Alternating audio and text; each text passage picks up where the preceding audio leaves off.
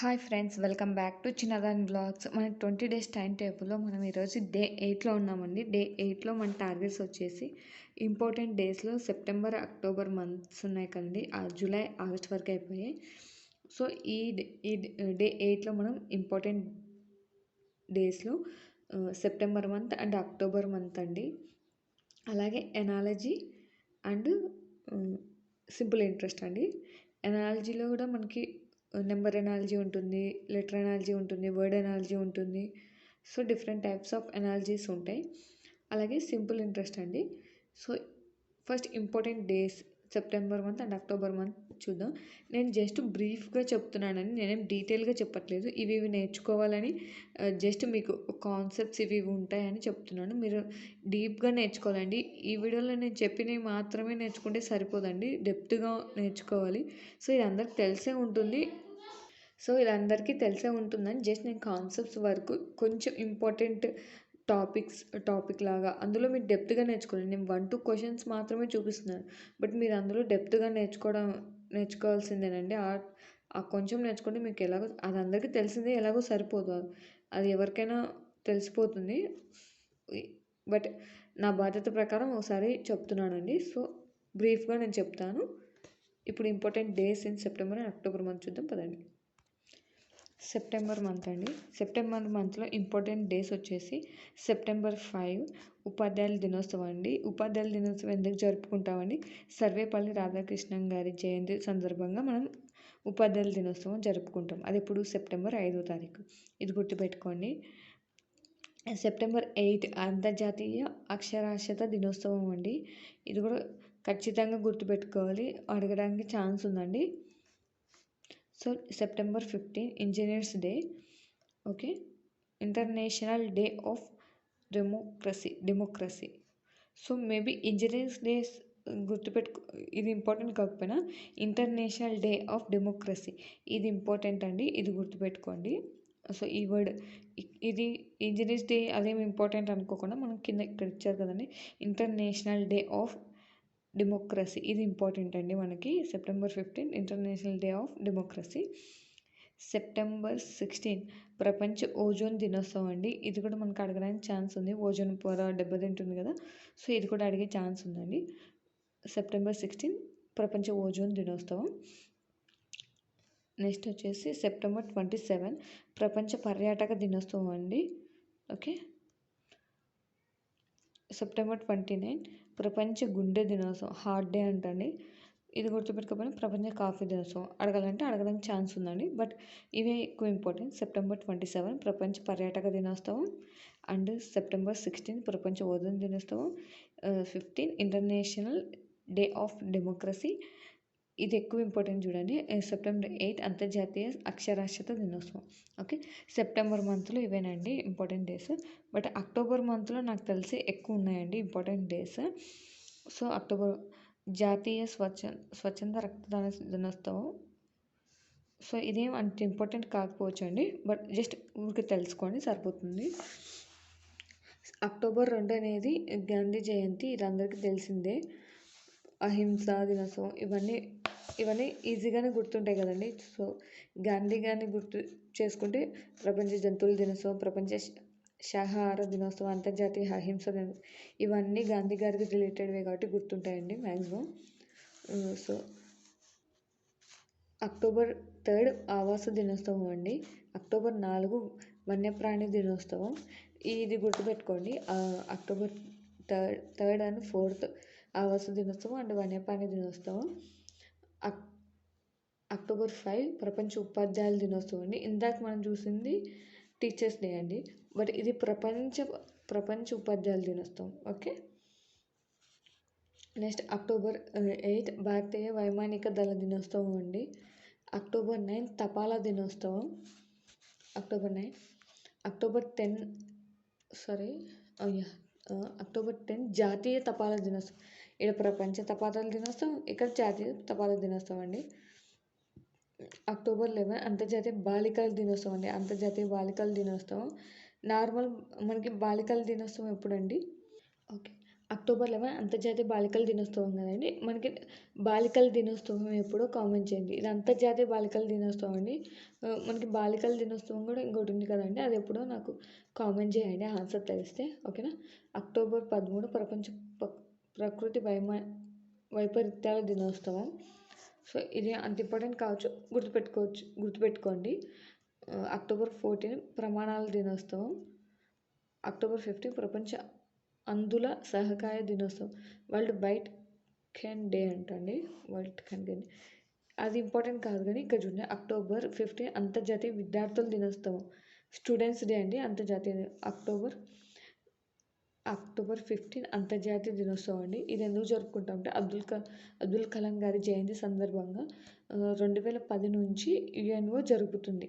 Okay, ఎప్పటి నుంచి జరుగుతుంది? 2010 నుంచి యుఎన్ఓ. ఎవరు జరుపుతున్నారు? యుఎన్ఓ జరుపుతుందండి అంతర్జాతీయ విద్యార్థుల దినోత్సవం. అక్టోబర్ 16 ప్రపంచ ఆహార దినోత్సవం అండి, ఇది కూడా ఇంపార్టెంటే. అక్టోబర్ 17 అంతర్జాతీయ పేదరిక నిర్మూలన దినోత్సవం. అక్టోబర్ 20 జాతీయ ఐక్యత దినోత్సవం. October 21 global iodine deficiency deficiency okay.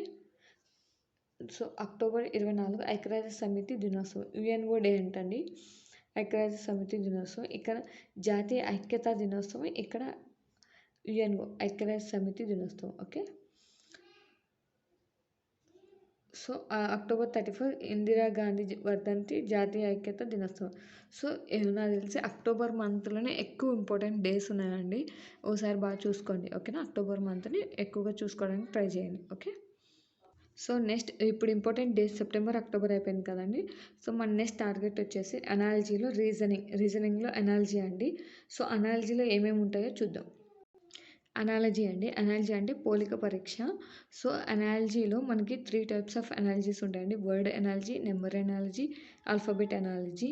So 1 by 1 ఎలా ఉంటాయో చూద్దాం. ఫస్ట్ వర్డ్ అనాలజీ మళ్ళీ 3 టైప్స్ ఉన్నాయండి. Single word analogy, double word analogy, similar word analogy. Okay. So ఇప్పుడు సింగిల్ వర్డ్ అనాలజీ ఎలా ఉంటుందంటే చూడండి, వడ్రంగి వడ్రంగి కలపను యూస్ చేస్తారు కదండి, సో వడ్రంగి. అలాగే దర్జీ అంటే ఎవరండి? బట్టలు కుట్టే వాళ్ళు ఉంటారు కదండి, టైలర్ని దర్జీ అండి. సో వడ్రంగి కలపతో పనిచేస్తే టైలర్ దేంతో పనిచేస్తాడండి? వస్త్రం, అంటే అతనికి క్లాత్ ఉంటేనే కదండి ఏదైనా కుట్టగలడు. సో వస్త్రం. ఓకే. పగలు రాత్రి, చీకటి వెలుగు. ఓకే, ఇలా ఉంటాయండి వర్డ్ అనాలజీ. సో ఇప్పుడు మనం సింగిల్ వర్డ్ చూసాం కదా, డబుల్ వర్డ్ అనాలజీ ఎలా ఉంటుందో చూద్దాం. సో డబుల్ వర్డ్ అనాలజీ ఇలా ఉంటుందండి. లాభం, నష్టం, విజయం, ఓటమి. Okay, opposite words. ఇక్కడ కూడా విజయం, ఓటమి, ఆపోజిట్ వర్డ్స్. ఇలా ఉంటుందండి డబుల్ అనాలజీ. చూడండి, మలేరియా, దోమ వల్ల మలేరియా వస్తుంది. ఓకే. విషం చావు కాదు, ఎలుక ప్లేగు కాదు, కలరా నీటి వల్ల కలరా వస్తుంది. ఓకే. మొక్క చెట్టు, మొక్క పెద్దగైతే చెట్టు అవుతుంది. గుర్రం గాడిద కాదు, విద్యార్థి ఉపాధ్యాయులు కాదు. మొగ్గ అనేది పెరిగితే పువ్వు అవుతుంది. ఓకే, ఇలా ఉంటుందండి డబుల్ వర్డ్ ఎనాలజీ. ఇప్పుడు సిమిలర్ వర్డ్ ఎనాలజీ ఎలా ఉంటుందో చూద్దాం. Sitar, guitar, tanpura, violin. Okay, ఈ రెండు సిమిలర్. సితారా, గిటార్ అనేది సిమిలర్, తాన్పూర్ అండ్ వయోలిన్ అనేది similar. Okay. Ohm watt, world ampere. Okay. జనపనార నుంచి పత్తి అండి. ఉన్నికి ఏంటండి? సిల్క్. ఓకే, ఇలా ఉంటుందండి సిమిలర్ వర్డ్ ఎనాలజీ. ఇప్పుడు నెంబర్ ఎనాలజీ చూద్దాం. నెంబర్ ఎనాలజీలో కూడా సింగిల్, డబుల్, గ్రూప్ నెంబర్స్ ఉంటాయండి. ఆర్డర్ ఆఫ్ ప్రయారిటీ, అదే వేళ మనం ఆర్డర్గా చేయాలి అంటే అలా ఇచ్చిన వాటిని ఫస్ట్ ప్రైమ్ నెంబర్స్ చూసుకోవాలండి. ప్రైమ్ నెంబర్స్ ఎవరికైనా తెలియకపోతే మన ఛానల్లో వీడియో ఉందండి, అసలు ఈజీగా ప్రైమ్ నెంబర్స్ని ఎలా ఫైండ్ అవుట్ చేయొచ్చు అది ట్రిక్ చెప్పాను. సో ఎవరైనా చూడకపోతే నెంబర్ సిస్టంలో ప్లేలిస్ట్ ఉందండి, అందులో ఉంటుంది, చూడండి. ఓకేనా. Prime numbers, alternative prime numbers, cube numbers first ఇలా చెక్ చేసుకోవాలండి మనం. Prime numbers, alternative prime numbers, cube number, square numbers, divisible, multiple, addition, తర్వాత సబ్ట్రాక్షన్. మనకి బాడ్మాస్ రూల్ వస్తుంది కానీ సేమ్ అలాగే చెక్ చేసుకోవాలి. చూడండి ఇక్కడ ఇచ్చారు కదా, సింగిల్ ఇచ్చారు, సింగిల్ నెంబర్ అంటే ఇక్కడ 2 స్క్వేర్, 3 స్క్వేర్, 5 స్క్వేర్, ఇక్కడ స్క్వేర్స్ ఇచ్చారు. 2, 3, 5 అంటే 4 ఇవ్వలేదు అంటే ఇది ప్రైమ్ నెంబర్స్. తర్వాత ఏమొస్తుందండి మనకి 6 రాదు. ఓకే, 6 అనేది ప్రైమ్ నెంబర్ కాదు. 7 అంటే 49. Okay, 5 5 5 cube, 6 cube. ఓకే, ఇది 6 క్యూబ్ అండి. ఇది 216 అనేది 5 క్యూబ్, 6 క్యూబ్ అండి. ఇక్కడ 5 క్యూబ్ ఇచ్చారు, 6 ఇచ్చారు, 6 క్యూబ్ అవుతుంది. ఓకే, 12, 35, 16. ఇలా అనేది మనం ఫైండ్ అవుట్ చేయాలి. అంటే ఇలా కనిపెట్టడానికి మనం first 5 numbers, alternative prime numbers, cubes, squares, division, multiple, వాటి మధ్య ఉన్న రిలేషన్ అలా చేయాలి. మనం ఇక్కడ స్క్వేర్స్, ప్రైమ్ నెంబర్స్ స్క్వేర్స్ చేసాం, ఇక్కడ క్యూబ్ చేసాం. ఓకే, నార్మల్ నెంబర్స్ క్యూబ్ చేసాం. ఇక చూడండి డబుల్ నెంబర్ 12 స్క్వేర్ కదండి ఇది. సో అలా స్క్వేర్ ఉండేది ఏంటి అలా ఫైండ్ అవుట్ చేయాలి మనం. ఓకేనా, సో 20 స్క్వేర్. ఇక్కడ చూడండి cube, 3 cube. Okay, 5 cube, 5 cube కాదు. మనకు మాత్రం ఈ డబుల్ నెంబర్ అనాలిసిస్ చేయాలంటే మాత్రం క్యూబ్స్ రావాలండి. ఇక్కడ ఏం చేస్తాను, నేను కూడా స్ట్రక్ అయిపోయాను. సో నెంబర్స్ ఇక్కడ 5 క్యూబ్ అని మనకు తెలుస్తుంది, ఇక్కడ స్క్వేర్స్ వేశారు. సో ఇలా మనకి స్క్వేర్స్, క్యూబ్స్ అవన్నీ బాగా రావాలండి. నాకు కూడా నేను కూడా ప్రాసెస్లో ఉన్నాను, నేర్చుకునే ప్రాసెస్లో. సో దీనికి ఆన్సర్ ఇదంటండి. ఏం చేస్తారో మరి ఈ రిలేషన్ ఎవరికైనా తెలుసుంటే నాకు కామెంట్ చేయండి.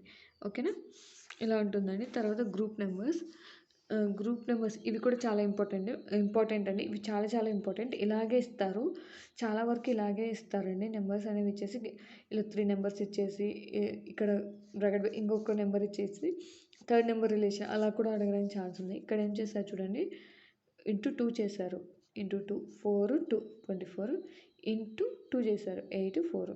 ఓకే, అలా ఇంటూ 2 చేసినవి ఏమైనా ఉన్నాయేమో చూద్దాం. Into 2 into 2 C. ఓకే, ఇక్కడ డిఫరెన్స్ ఎంత ఉంది, 8, ఇక్కడ 4 ఉంది. ఓకే, 8, ఇక్కడ 4 ఉంది.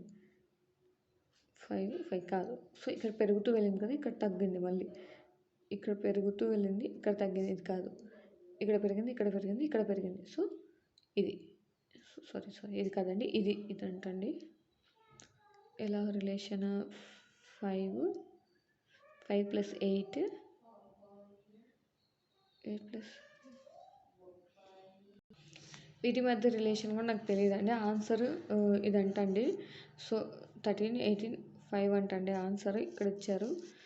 సో ఈ నెంబర్ సిస్టమ్ అనేది నాకు కూడా కొంచెం ఇబ్బంది పెడుతుంది. సో ఇది బాగా నేర్చుకోండి మీరు కూడా. ఓకేనా, దీనికి ఎవరైనా ఆన్సర్ ఇది ఎలా వచ్చిందో, ఇది ఆన్సర్ అంటే ఇది ఎలా వచ్చిందో, దీనికి ఇది ఆన్సర్ ఎలా అవుతుందో ఎవరైనా తెలుసుకుంటే నాకు కామెంట్ చేసి చెప్పండి. ఓకే, ఆల్ఫాబెట్ ఎనాలజీ అండి ఇలా ఉంటుంది. ACE ఇలా ఇచ్చారండి, దీనికి ఇలా ఆన్సర్. ఇలా మనకు ఆల్ఫాబెట్స్ ఏ అనేది 1 to చూసిస్తాం కదండి. A to Z అంటే A1 అయితే Z అనేది 26. ఇలా ఉంటుందండి నెంబర్ ఆల్ఫాబెట్ ఎనాలజీ అనేది.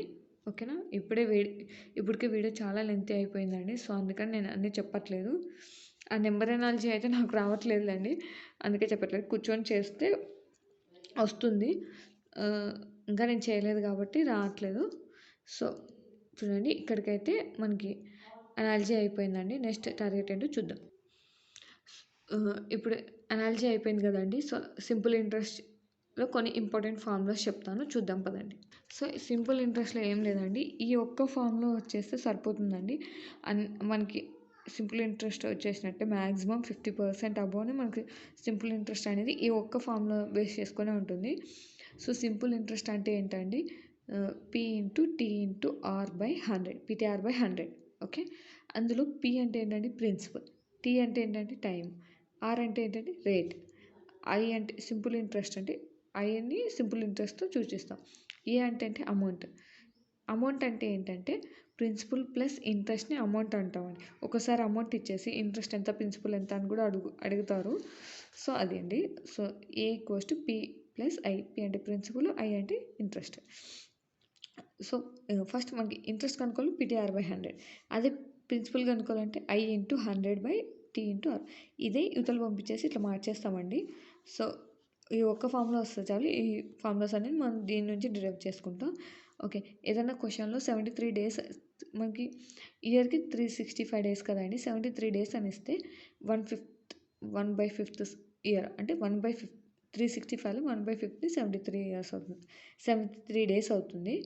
అదే 2/5 అంటే 146 అయితే 2/5 ఇయర్లో 365 డేస్లో 2/5 అనేది 146 ఇయర్స్కి ఈక్వల్ అవుతుంది. ఓకేనా. ఇవి ఈజీగా ఉంటాయండి చేయడానికి. సో అందుకనే రాసుకున్నాను. ఇదండి సింపుల్ ఇంట్రెస్ట్ అయితే క్వశ్చన్స్ అనేది వీటి మీద క్వశ్చన్స్ ఇస్తారండి. ఈజీగానే ఉంటాయి. ఓకేనా. ఇంతటితో మన డే 8లోని టార్గెట్స్ అండ్ అందులో ఇంపార్టెంట్ కాన్సెప్ట్స్ కూడా అయిపోయాయండి. మీకు ఏమైనా డౌట్ ఉంటే కామెంట్ చేయండి. అలాగే నా వీడియో నచ్చినట్లయితే లైక్ చేసి షేర్ చేయండి. అలాగే నా ఛానల్ని సబ్స్క్రైబ్ చేసుకోండి.